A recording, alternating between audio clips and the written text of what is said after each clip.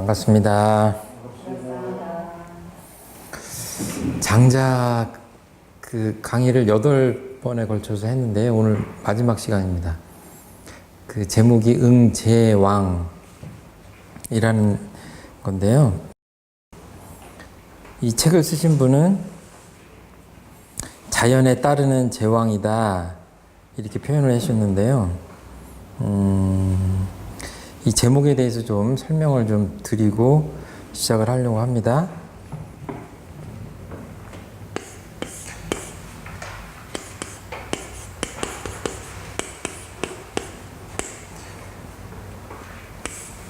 이게 어디에 응한다는 얘기죠? 뭐 응답한다, 뭐 응대한다, 그럴 때 적응한다 이럴 때 이게 응자입니다. 이게 소태산 대종사님 상시응용 주의사항에 첫 번째 어떤 말이 나오냐면 응용하는데 온전한 생각으로 취사하자.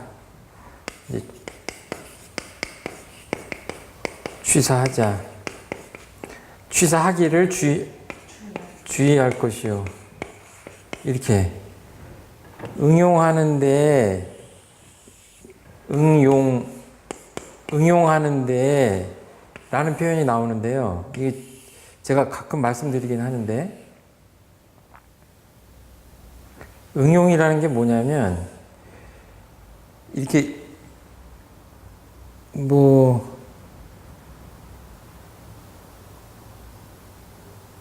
이렇게 나한테 돌이 날라온다 그러면 이렇게 피하잖아요. 뭔가 이렇게 경계를 내가 응하는 거죠. 적응한다는 얘기인데, 적응한다는 얘기죠. 이렇게 어떤 상황이나 어떤 경계나 이런 것들을 내가 거기에 응해서 용이라고 하는 것은 뭐냐면 심신작용입니다. 심신작용. 이게 제식으로 이 응용을 이제 풀이하는 건데요. 심신작용.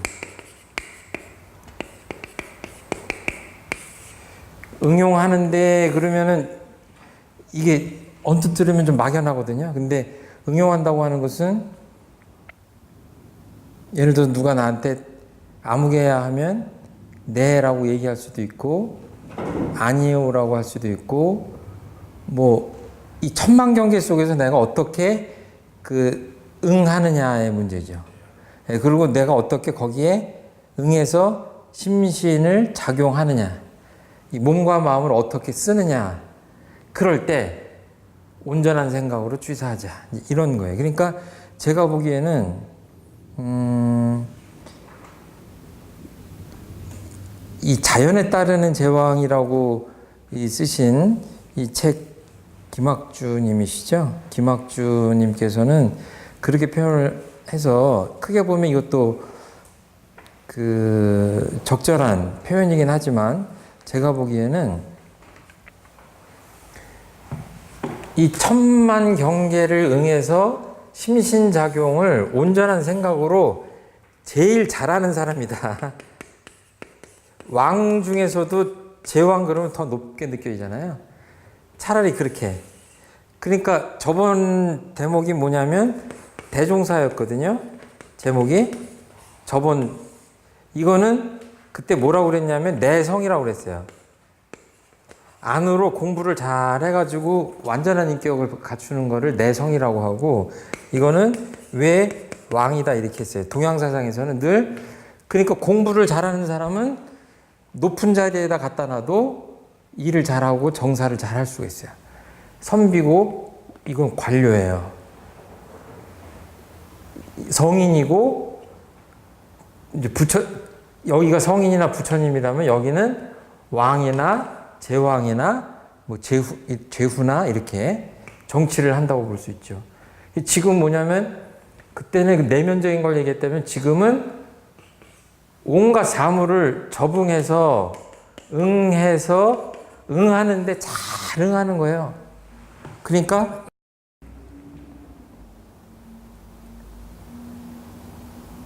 그렇게 잘 응해서 심신작용을 잘하는 사람, 그런 사람이 어떻게 보면 인격을 완성한 사람이고, 결국 장자님도 모든 사람들이 그렇게 진리에 순응해서 몸과 마음을 잘 그 도에 맞게 쓰는 그런 사람을 꿈꿨기 때문에 내 편의 맨 마지막 장의 이름이 응제왕이라고 하시지 않았을까 라고 생각을 하는데, 늘 반복되는 거지만 오늘도 이 주제가 나오지만 제일 이 응용을 잘하는 사람은 어떻게 보면 여기도 그 이따 또 나옵니다. 응용, 무념.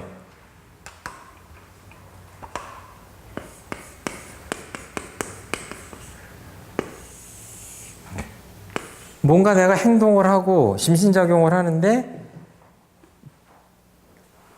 뭐 착한 일을 한다. 내가 고귀한 일을 한다. 나는 착한 사람이다. 나는 선한 사람이다. 나는 뭐 늙은 사람이다. 뭐 이런 사람, 정의롭다. 이런 것들조차도 없는 응용 무념한 심신작용을 하는데 그게 뭐예요? 이게 자연이죠. 그러니까 도가에서는 이 소태한 대종사님도 천지팔도라고 표현을 하셨는데 천지나 자연이나 같죠. 그냥 해가 뜨면 뜨는 것이지 내가 언제 뜬다라는 생각 없이 자연스럽게 뜨는 거죠. 내가 진다 그럴 때도 자연스럽게 지는 겁니다. 그래서 그런 것들, 그렇게 심신작용을 잘하는 것들을 응제왕이라고 표현하지 않았을까 이렇게 생각을 합니다. 그 가끔 말씀드리지만 그 주인공들의 이름을 보면 좀 이해가 안 가는 경우가 많아요. 그런데 가끔 가다 보면 마치 장자가 일부러 어떤 이야기를 하기 위해서 장명을 한 듯한 그런 느낌이 듭니다. 그래서 저희가 이게 사전을 찾아봤더니 이게 예자인데 어린이라는 뜻입니다. 어린이. 그러니까 앞에 왕자를 붙이면 뭐예요? 제일 어린이 정도 되지 않을까 그렇게 생각. 그러니까 순수한 그런 사람을 이렇게 상정하지 않았을까 싶어요. 그래서 여기 어떤 얘기가 나오냐면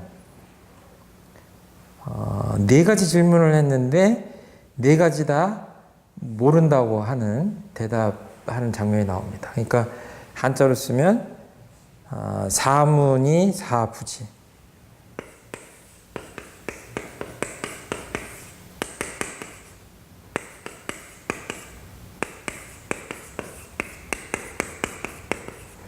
네 번을 물었는데 네 번 다 모른다고 했어요. 그랬더니 굉장히 좋아하는 그런 내용이 나옵니다. 이게 상식적으로 좀 이상하죠. 네 가지를 다 물었더니 어려운 질문에 다 대답할 수 있어야 기쁘다고 할 수 있는데 그런 것이 아니라 모른다고 하니까 이 장자의 관점이에요. 모른다고 하니까 오히려 날뛰듯이 기뻐했다. 제가 이제 여기다 작은 제목을 붙인다면 이런 표현들 요새 많이 하죠. 오직 모를 뿐. 어떤 특정한 답을 갖고 있기보다는 차라리 그냥 모른다고 하는 것이 어떻게 보면 조금 더 진리에 가깝게 다가가는 태도가 아닌가 그렇게 볼 수도 있어요. 그러니까 오히려 익은 지혜, 얕은 지혜보다는 모른다고 하는 것이 오히려 낫지 않을까. 그래서 저희들도 화두 같은 것들을 들고 의두를 들고 하는 이유가 그런 데 있지 않을까 싶어요. 그리고 그래서 이제 소크라테스가 너 자신을 알아라 하는 이야기를 했고, 공자님도 내가 모른다고 하는 것을 아는 것이 가장 그 지혜로운 것이다, 이런 말씀하신 것 같아요. 제 정확한 표현은 지금 기억이 안 나는데요. 그리고 그 다음에 어떤 표현이 나오냐면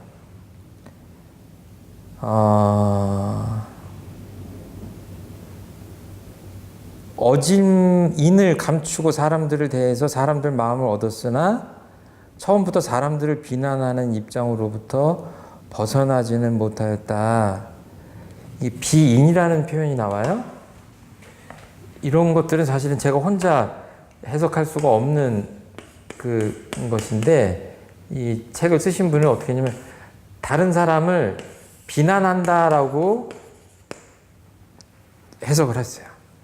근데 이거는 생각을 좀 깊이 해볼 만한 대목인 것 같아요. 그러니까 지혜가 있고 내 안에 인이라고 하는 것이 있고 뭔가 옳고 그름이 있고 이랬을 때 그런 것들을 잘 발휘해서 사람들 마음을 얻었다고 했을 때 장자는 그 사람을 위해서 박수를 치는 게 아니라 굉장히 걱정을 하는 거예요. 뭐냐면 사람을 비난하는 그런 마음이 있지 않은가. 근데 저는 이게 장자님의 얘기가 아니어도 제 마음을 보면 확실히 그렇습니다. 제가 어떤 사안을 보고 옳다, 저거보다는 내가 생각하는 게 옳다, 또는 어떤 사람이 뭔가를 하는 걸 보고 저거는 틀렸다, 정의롭지 않다라고 했을 때 마음속 깊숙이는 그 사람을 비난하는 그런 마음이 있을 수밖에 없다. 그러니까 장자님은 나라를 맡겨도 이제 안 맞는 것들을 으뜸으로 치고 시비를 논하지 않는 것들을 으뜸으로 치지만 현실 속에서는 그러면은 그렇게 할 수는 없잖아요. 옳고 그름을 가리긴 가리되 마음속에서 상대방이나 다른 사람들을 비난하는 마음이 없는 그런 상태에서 옳고 그름을 이렇게 세울 수 있는 그런 심신작용이면 가장 좋겠다. 이게 마음 공부가 잘 되지 않으면 쉽지 않은 일입니다. 그 두 번째 거 한번 가볼까요? 임금님이 나라를 다스리면 법령이나 제도 같은 것들을 만들 수밖에 없잖아요. 근데 그런 것들은 덕을 속이는 것이고 속을 다스려야 되는데 겉을 다스린다. 이 성인은 겉을 다스리는 사람이 아니다. 이렇게 얘기를 하시는 거예요. 그러면서 이제 여러 가지 말씀하시지만 정의 후행, 본인이 이렇게 자신을 올바르게 한 후에 행동을 하는 것을 얘기를 하십니다. 여기서는 그냥 좀 간단히 지나가도록 하겠습니다.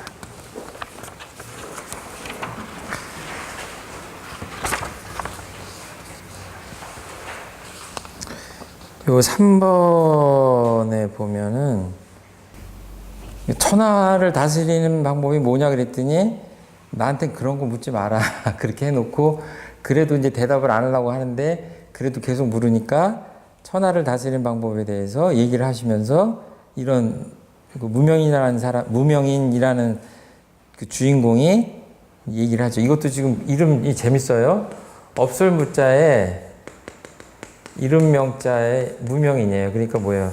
이름이 없는 사람이에요. 그러니까 이 사람 자체가 장자의 사상을 상징적으로 이 이름에서 지금 보여주고 있는 거죠. 그래서 마음을 담담한 곳에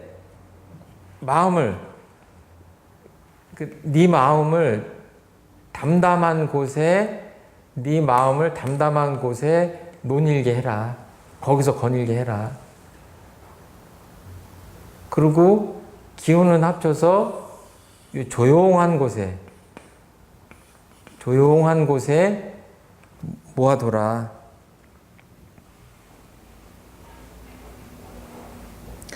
마음 공부를 지금 마음 공부 관점에서 계속 저희들이 이제 공부를 하고 있는데요. 장자 공부를 하고 있는데, 마음이 지금 어디에 있느냐 하는 그 마음이 어디 있는지를 늘 유념하고 보고 마음을 챙기고 하는 것이 마음 공부의 그 첫 번째죠.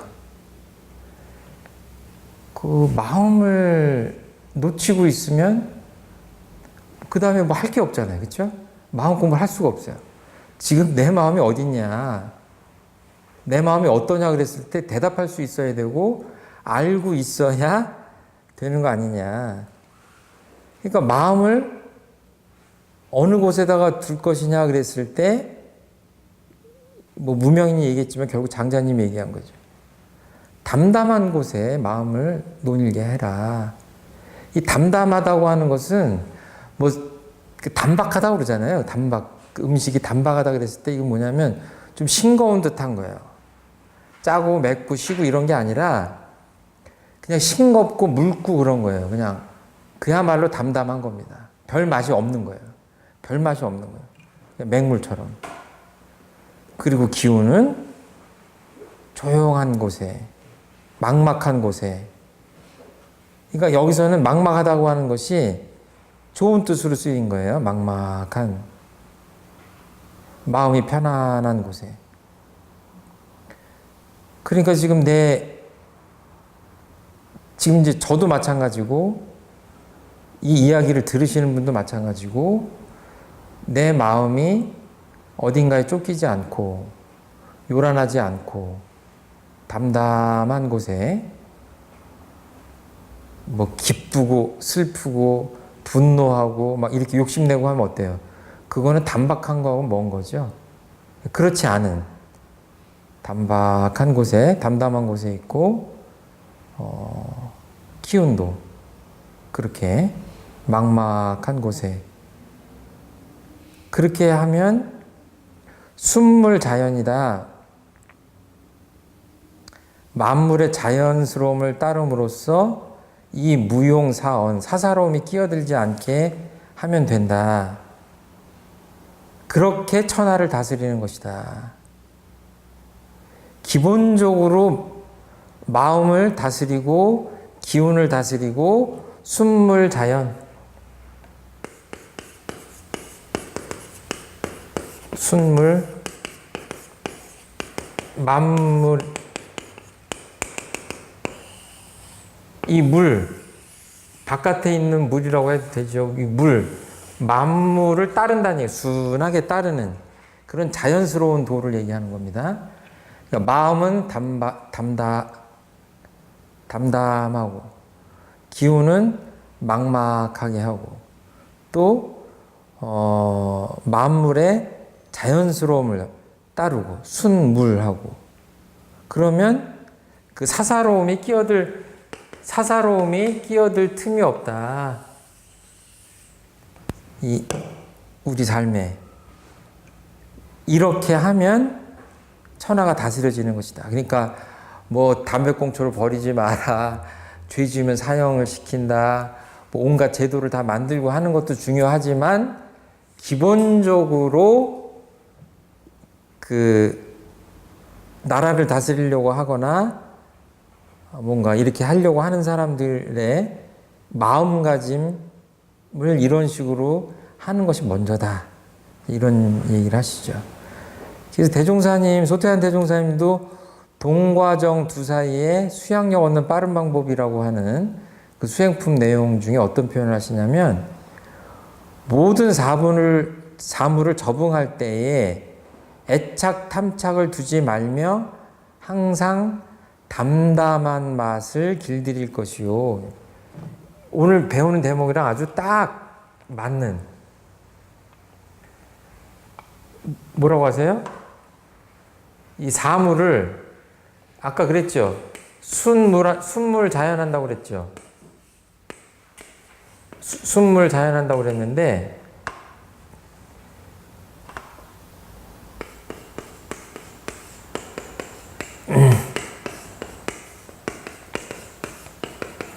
대종사님은 어떻게 하냐면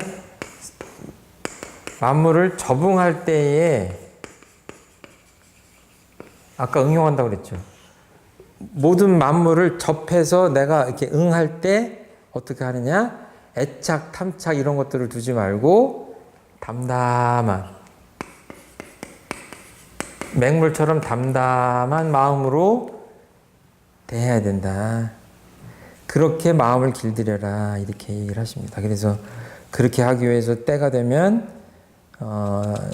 시간이 나면 틈을 내서라도 그 염불과 좌선하기를 주의하고 뭐 이 일할 때 저 일에 끌리지 말고 저 일할 때 이 일에 끌리지 말고 이런 말씀들을 쭉 하고 계십니다. 근데 대종사님은 상당히 분석적으로 1, 2, 3, 4 이런 식으로 말씀을 분석적으로 하시고 장자님은 좀 비유를 하시면서 좀 간단하게 말씀하시고 그런 것 같아요. 자, 4번 볼까요? 여기 굉장히 훌륭한 사람이 있어요. 동작이 잽싸고 몸이 튼튼하고 생각도 트이고 밝은 데다가 도를 배우는 일을 게을리하지 않고 있고 이런 사람이라면 훌륭한 임금이 될 수 있지 않겠습니까? 라고 얘기를 하니까 그렇다라고 얘기를 해야 되는데 그렇지 않다라고 해서 천박한 제주꾼과 같은 사람이다 하면서 뭔가 모자르다라고 하는 이야기를 하죠. 그러면서 그렇게 재주가 많은 사람은 호랑이나 표범이 그 아름다운 가죽들 때문에 사냥꾼들한테 죽임을 당하는 것처럼 그렇게 고달픈 삶을 살게 된다.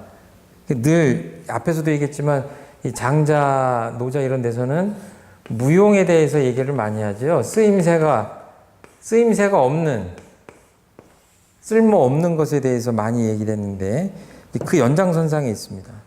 근데 여기 어떤 얘기가 나오냐면 공로가 천하를 뒤덮을만 하여도 자기 힘으로 한 것 같이 보이지 않으며 그 임금님이 정치를 잘해서 그랬다라고 보이지 않는 거예요. 그리고 교화가 만물에 베풀어져도 백성들은 그것을 의식도 못한다. 공로가 있어도 명성이 드러나지 않는다. 만물로 하여금 스스로 기뻐하게 만든다. 그러니까 그런 경지 정도는 돼야 훌륭한 임금이라고 할 수 있다. 이제 이런 얘기입니다. 그러니까 저번에도 그랬잖아요. 어떤 사람이 죽으니까 주변 사람들이 막 애달퍼서 슬퍼하고 막 그러니까 그거를 자연스럽게 참 잘 살다 간 사람이다 이렇게 얘기하는 게 아니라 이 장자 책에서는 뭐라고 그래요? 저 사람이 참 잘 못 살았다. 그렇게 반대로 얘기하잖아요. 지금 여기 보면 그 대종사님 그 법의 등급에 보면 이런 표현이 나와요. 천만방편으로 수기응변하여 교화하되 이 응자가 또 나옵니다. 이게 오늘 저 응제왕인데 대의에 어긋남이 없고 이거는 뭐예요?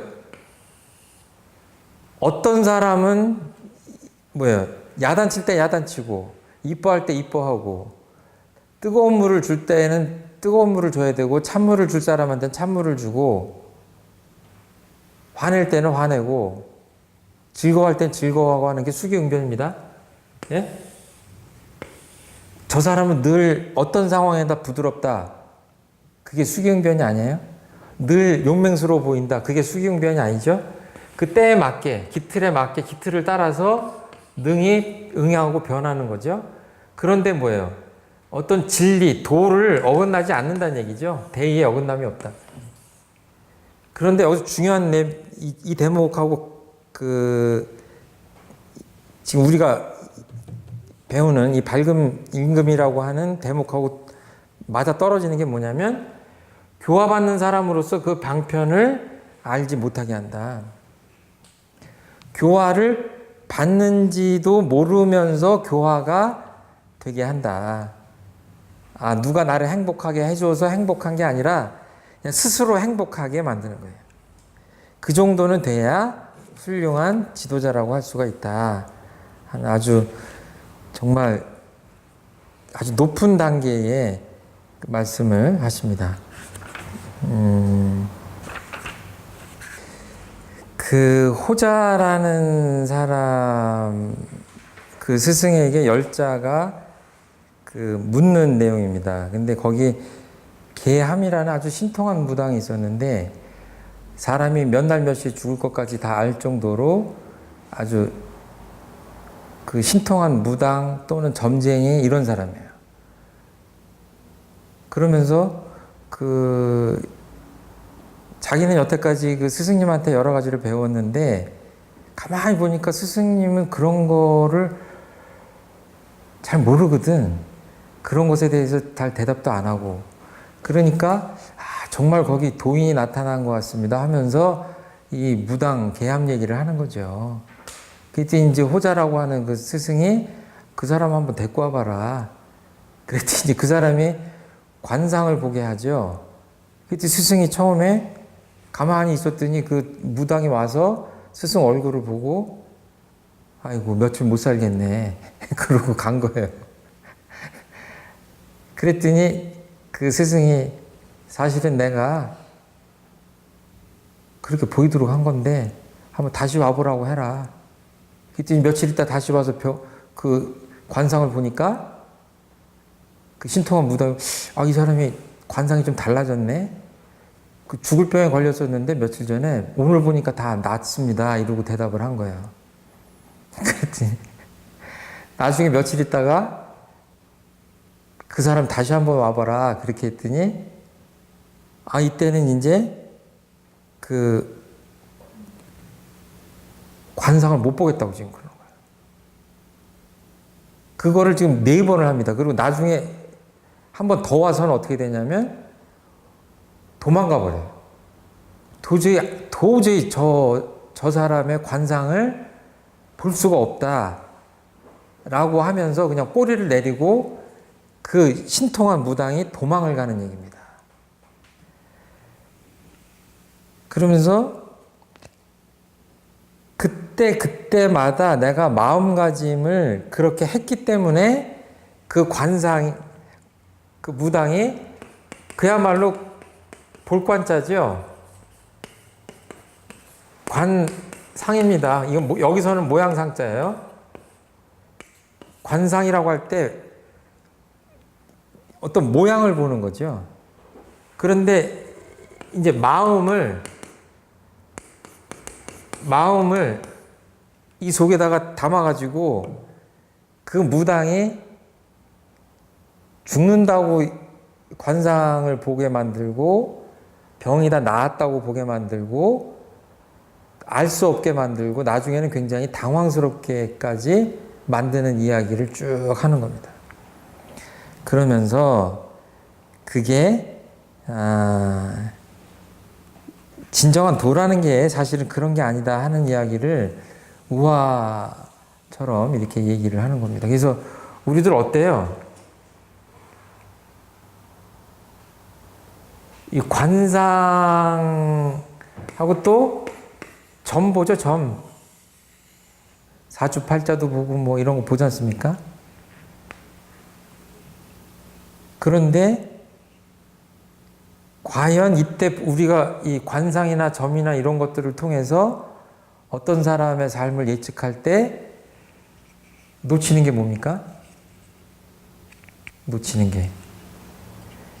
게 마음이에요. 마음이에요.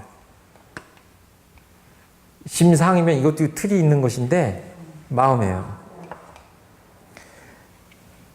그러니까 우리가 전생의 업이나 불교적으로 얘기하면 이런 것들 때문에 그 사주팔자에서 얘기하는 그 사주팔자와 같은 그런 어떤 이미 타고난 뭐랄까요? 그 우리 몸 안에도 DNA라는 게 있잖아요. 약하게 태어난 사람도 있고 불구로 태어난 사람도 있고 집안 형편이 좋은 데서 태어난 사람도 있고 이런 것들은 사실은 없을 수가 없어요. 그러니까 어떻게 보면 만물은 다 평등하게 태어나는 것임과 동시에 만물은 다 불평등하게 태어난다고도 할 수 있습니다. 그런 것들은 보면 불교에서는 업이라고 할 수도 있는데 그런 것은 있다고 하더라도 정말로 어떤 한 인간의 그 운명, 그 사람이 앞으로 어떻게 살아갈 것이다. 이런 것들은 어디에 달렸냐면 여기에 달렸다고 하는 것이 이게 불교의 정통적인 가르침이고 소태산 대종사님의 마음 공부라고 하는 것이 뭐냐면 이 마음을 다스려서 마음가짐을 달리할 때 인간의 삶이 바뀌는 것이다.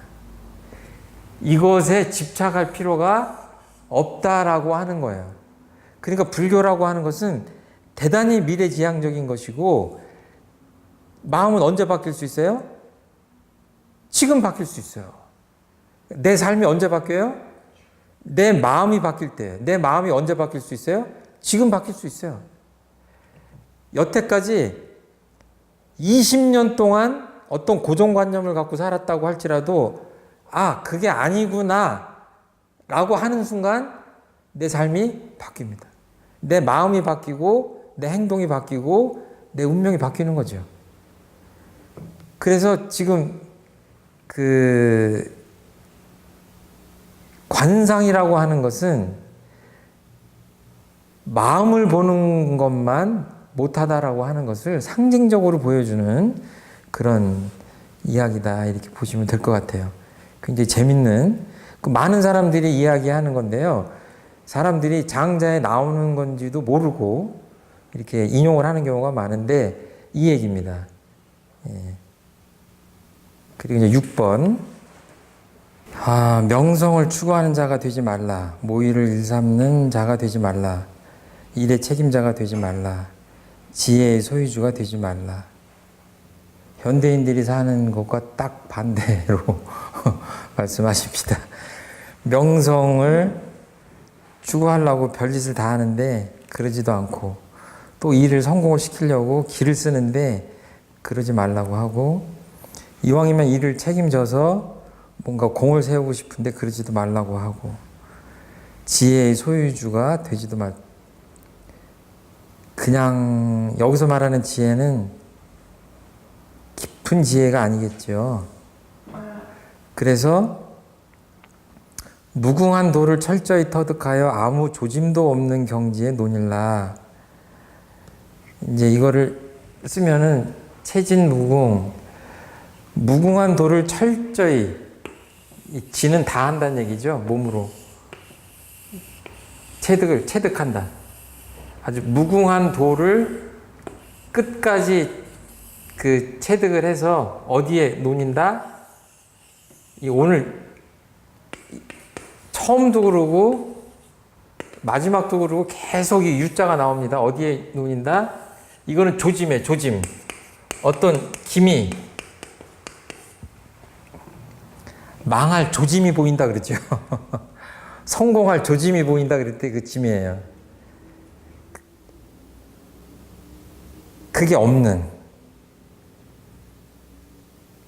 이거 뭐예요? 아주 아무것도 없는, 뭐랄까, 그 도 그 자체, 뭔가 기미를 알아챌 수 없는 그런 어떤 중의 상태라고 할까? 그런 겁니다. 거기에 머물러라. 그러지 않고 아까 명성을 구하고 모의를 일삼고 일의 책임자가 되려고 하고 이런 것들이 다 위험한 짓이다 이렇게 얘기를 합니다. 그러면서 여기 또 재밌는 표현이 나오는데 지극한 사람의 마음 쓰임은 마음씀 이렇게 되죠. 거울과 같은 것이다. 지인, 지극한 사람의 용심. 이게 지금 우리 소태산 대종사님이 주로 하시는 게 뭐예요? 마음 공부는 용심법이다 그러죠. 마음 쓰는 법을 얘기하시는데 똑같습니다. 지극한 사람. 장자라는 책에서 가장 높은 사람으로 나오는, 높다고 표현하기도 그런데 가장 완전한 인격이라고, 이상적인 인격이라고 하는 게 뭐예요? 지인이에요. 지극한, 끝이 없는, 끝까지 갈 때까지 간 그 인격체의 그런 사람들의 마음 씀씀이 우리로 얘기하면 마음 씀씀이라는 거는 약경, 거울경자예요. 거울과 같다. 그래서 여기서 이 장자는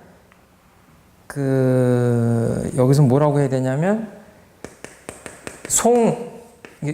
보낸다는 송 있죠?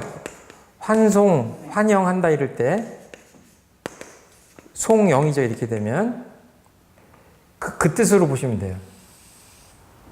보내지도 않고 맞아들이지도 않는다는 얘기예요. 거울이 이렇게 있으면 이쁜 사람이 와. 군대 가서 이렇게 처추가 나오면 어머니가 방 안에 있다가 아들 목소리 들으면 어떻게 해요? 버선발로 나가서 맞아들이잖아요. 요즘은 그렇게 안 하나? 반가운 사람에게 맞아들이는 거예요. 그리고 또 미운 사람은 빨리 보내내든지, 또 이쁜 사람도 잘 보내드리면 환송한다고 그러잖아요. 그 맞아들임과 보내줌이 없는 거예요. 어때요? 그냥 거울은 늘 가만히 있어요. 이렇게 지나가면 비췄다가 가면 그만이야. 가면 그만이라고. 오기 전에도 끌어당기지 않고 갈 때도 밀어내거나 아쉬워하거나 이런 게 아니에요. 오는 것도 빨리 오라고 하지도 않고 오지 말라고 하지도 않고, 가는 것도 뭐예요? 빨리 가라고 밀어내지도 않고 간 놈을 다시 붙잡으려고 하지도 않는 거예요. 가만히 있는 거예요. 부정불영이에요. 쉬운 말로는 불송불영이에요. 맞아들이지도 않고 이렇게 보내지도 않는다. 응이부장. 여기서 변화에 호응하되 감추는 것이 없다 이렇게 표현을 하셨는데요. 요거를 이 책을 쓰신 분은 감출장자거든요. 이게 응이부장 이랬는데 제가 가만히 생각해 보니까 감춘다고 하는 풀이보다는 이 머물 주자 있죠? 응이. 이게 뭐 새가 지나가면 새가 지나가고, 까마귀가 지나가면 까마귀가 지나가고, 파리가 지나가면 파리가 지나가고, 이렇게 응해서 비출 뿐이잖아요. 그런데 응하되 감추는 것이 없다라고 하는 것도 맞죠. 왜냐하면 안 감추잖아요. 뭐 묻어두는 게 없잖아요. 그냥 이렇게 지나가면 다 비추잖아요. 거울이라는 게. 그런데 불교식으로 얘기하면은 무주다, 무주. 머물지 않는 거예요. 거울에 이렇게 지나가도 감추는 것이 없다고 표현해도 되지만 머물지 않는다라고 표현하는 것도 괜찮다. 왜? 여기서 거울이라고 하는 것은 마음 거울입니다. 마음 거울이에요. 마음 거울. 약경이라는 게 심경, 마음 거울이에요. 그렇기 때문에 마음에 머무는 것이 없다는 얘기죠. 마음에. 그래서 금강경에 얘기한 대로 응무소주 이생기십니다. 마음에 주한 바 없이 그 마음을 낸다라는 그 해석을 하는 것이 괜찮지 않을까 이렇게 생각을 합니다.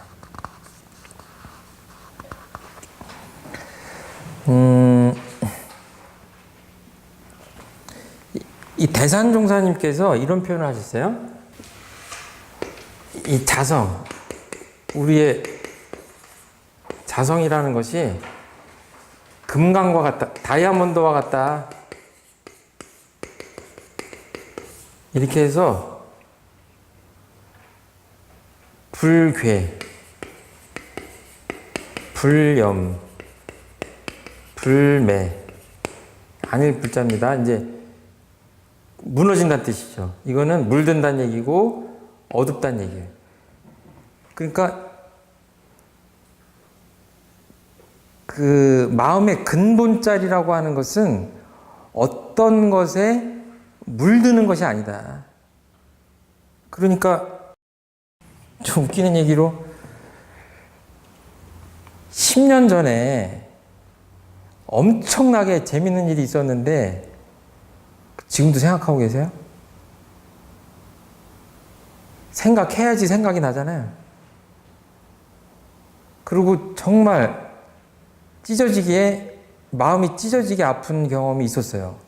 그렇지만 그것이 치유가 안 되냐 하면 마음을 잘 다스리면 언제 그랬냐 하듯이 치유될 수 있는 것이 마음이에요. 그러니까 이 마음의 속성이 그렇다 이거예요. 근데 그것을 부주하지 않고 무주하지 않고 마음에 담아두기 시작하면 문제가 되는 거죠. 그래서 응무소주 이생기심이라고 하는 그 금강경의 말씀이 이런 말씀이고,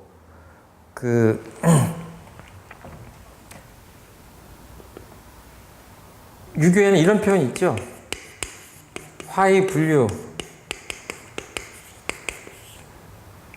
그리고 또 도가에는 이런 표현도 씁니다. 화광동진. 진짜 또 생각이 안 나네.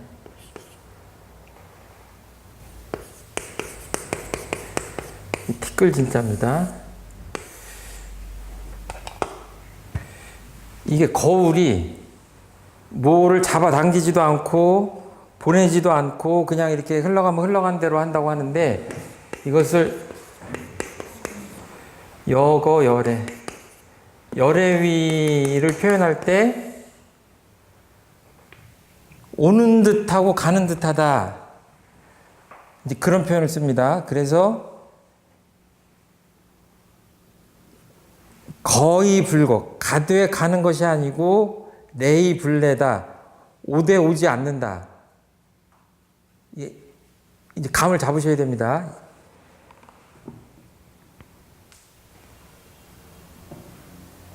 마음에 몸은 내가 이렇게 몸이 있기 때문에 일로 가고 절리 가고 이리 오기도 하고 가기도 하고 이제 이렇게 하잖아요. 거래가 있잖아요.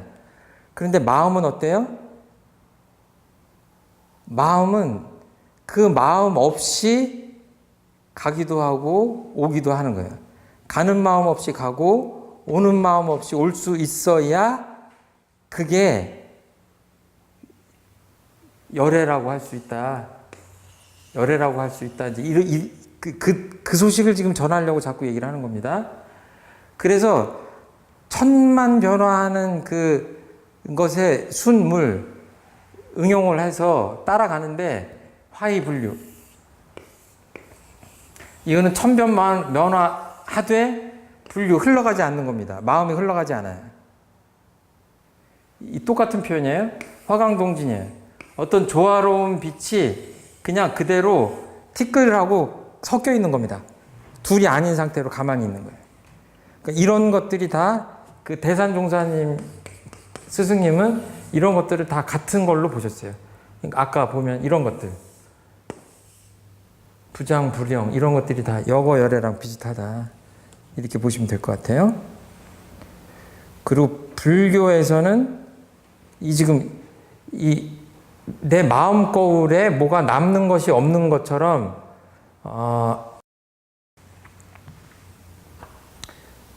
육근이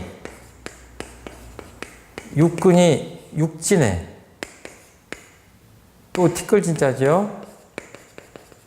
육진에 출입하되 물들지 않는다, 이런 표현이 있거든요. 그러니까 뭐예요? 뭔가를 맛있는 거를 먹었어. 먹고 다 먹었으면 끝나야 되는데 마음이 어때요? 거기 머물죠. 더 먹고 싶다. 더 먹고 싶다. 이쁜 사람을 보고 헤어졌으면 내가 해야 될 일에 또 다시 몰입을 해야 되는데 몰입이 안 되죠. 왜 그래요? 마음이 거기가 있는 거예요. 이게 뭐예요? 이게 마음이 내 마음대로 안 되는 거죠. 이게 뭐예요? 물드는 겁니다.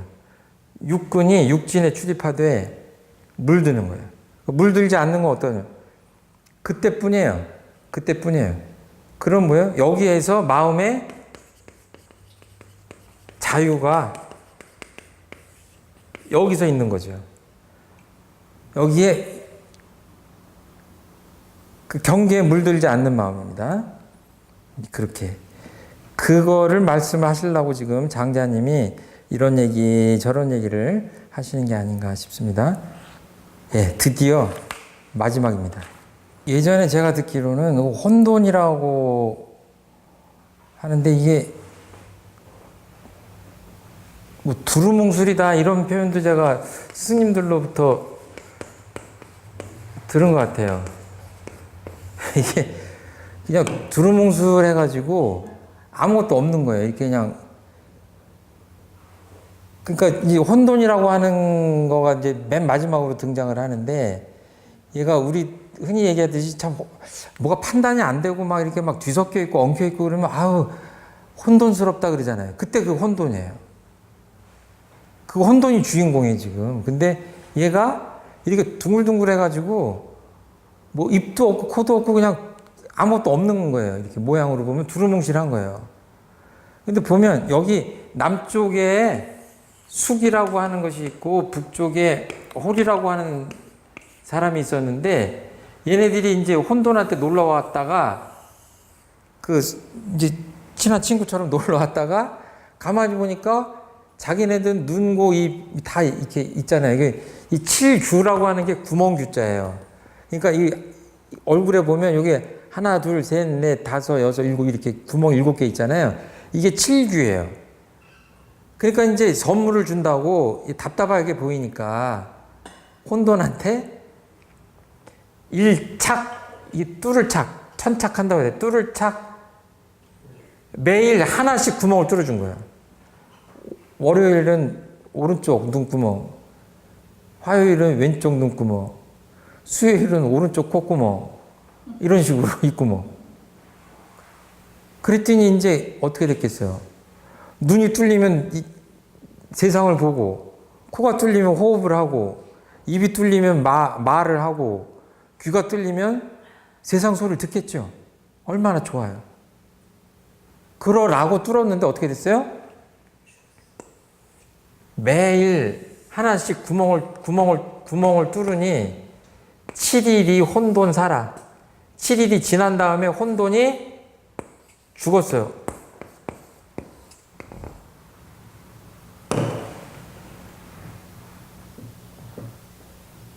뚫지 않고 가만히 뒀어야 되는데 뚫지 않고 가만히 뒀어야 되는데 굉장히 상징하는 게 많습니다. 우리 스승님들께서 아주 그냥 이 구멍을 활짝 우리가 열어놓고 사는데 그러면 안 된다. 죽습니다. 그래서 우리 소태한 대종사님이나 스승님들께서 육근문 개폐라고 하죠.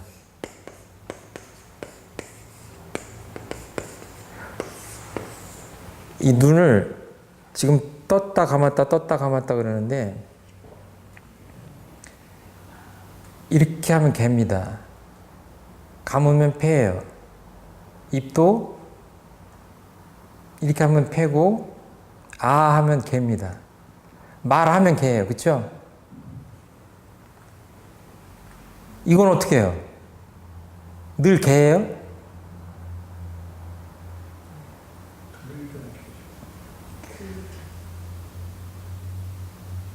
청지불문. 물리적으로는 듣되 야 이 X야 그러는데 라는 물리적인 음성은 들려요. 그렇지만 속으로 아니면 그만이지 하고 안 들어버려요. 그럼 뭐예요? 듣지 않은 거예요. 그러니까 육근문 개폐, 그러니까 귀는 코 이런 것들은 그냥 열려 있으니까 개폐를 못한다 이러시면 안 되고 뭐예요? 이것들이 다 열고 닫을 수 있어요. 내 마음대로 열고 닫을 수 있다 이렇게 생각하셔야 돼. 그런데 언제 어떻게 열고 언제 어떻게 닫고 하는 것을 잘하는 사람이 뭐예요? 육군을 원만구족하고 지공무사하게 사용하는 사람이에요. 소태산 대종사의 표현으로 하면. 이게 지금 우리 마음이 가만히 있잖아요. 텅 비어서 가만히 있으면 어떻게 돼요?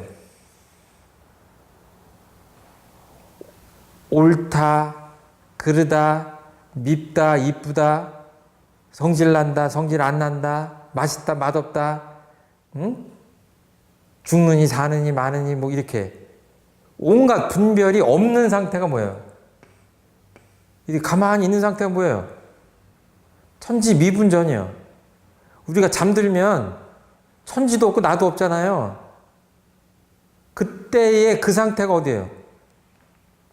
꼭 제가 뭐 정답을 말씀드리는 건 아닌데 혼돈이요, 혼돈. 예? 얘가 그렇게 멍청한 혼돈이 아니라고. 그런데 여기다가 궁금하니까 자꾸 구멍을 뻥뻥뻥뻥 뚫으니까 어때요? 이 고무풍선 바람 새듯이 우리로 얘기하면 본성을 잃는 거예요.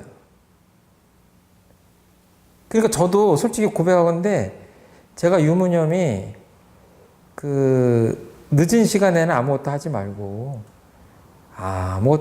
이렇게 하나인 자리, 장자로 얘기하면 혼돈과 같이 육군문을 다 닫고 이렇게 조용히 있다 잠을 드는 것이 제 유무념이에요. 쉽지 않아요. 쉽지 않아요. 문재인 대통령이 지금 김정은 위원장을 만났는데 뉴스도 봐야 되고 하니까 옆에 핸드폰이 있으면 자꾸 보게 된다고. 그런데 밤에 자야지 하면 딱 잠들어야 되는데 쉽지 않잖아요. 그리고 말도 그래요.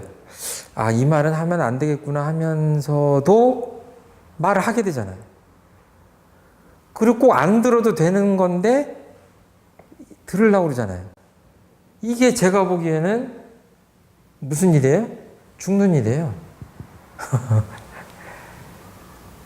하루에 한 번씩 구멍을 뚫어버리니까, 근데 우리는 어때요? 지금 하루에 한 번을 뚫는 게 아니라 육군문을 개폐를 잘못하면 하루에 막 구멍을 수도 없이 뚫습니다. 이러면 어떻게 돼요? 혼돈이 결국은 죽고 만다. 정신수양에 보면 분별성과 주착심을 없이 하며 밖으로 산란하게 하는 경계에 끌리지 아니하여 두렷하고 고요한 정신을 양성함을 정신수양이라고 한다. 이런 표현이 나오거든요. 이게 이런 대목을 좀 참고해야 될 것 같아요. 정제로 나왔지만 쉽게 얘기하면 인간이 최령한 동물이라 알려고 하는 것도 많고 보고 싶은 것도 많고 듣고 싶은 것도 많고 온갖 욕망이 우주 만물 가운데 가장 이 지구상으로 이렇게 쭉 보면 어떤 동물보다도 욕심이 많은 동물이 인간이에요. 근데 그 욕심을 채우려고 하면 이 육군을 그냥 활짝 열고 내 용량보다 더 많은 것들을 취하려고 하죠. 그랬을 때 내 본 마음을 잃고 뭔가 잘못 살게 되는 거다 하는 그런 말씀을 해주지 않았나 싶어요. 그 장자 4편을 이렇게 해서 마쳤는데요. 제가 보기에는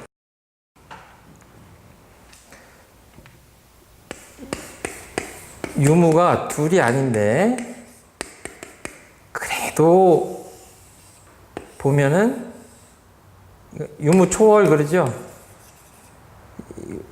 그 원불교 표현에 나오는 겁니다. 장자님이나 어떤 성현들도 다 이 유무 초월에 대한 얘기를 했습니다. 있다고 하는 것에도 걸리지 말고 없다고 하는 것에도 걸리지 마라. 유와 무를 적절하게 넘나들어라 라고 하는 가르침이라고 봐요. 그래도 비교적 사람들이 이 유에 집착하기 때문에 성현민이나 부처님들은 주로 무에 대한 이야기를 많이 하는데 장자님은 특히나 더 이 무에 대한 얘기를 많이 했고 우리 정신수양 사리연구 작업취사 이렇게 해서 그 불교로 얘기하면 계, 정, 해, 사막이라고 하는데 이 중에 그래도 이쪽에 많이 말씀을 하신 게 아닌가 이런 생각이 들고요. 전체적으로 보자면 저는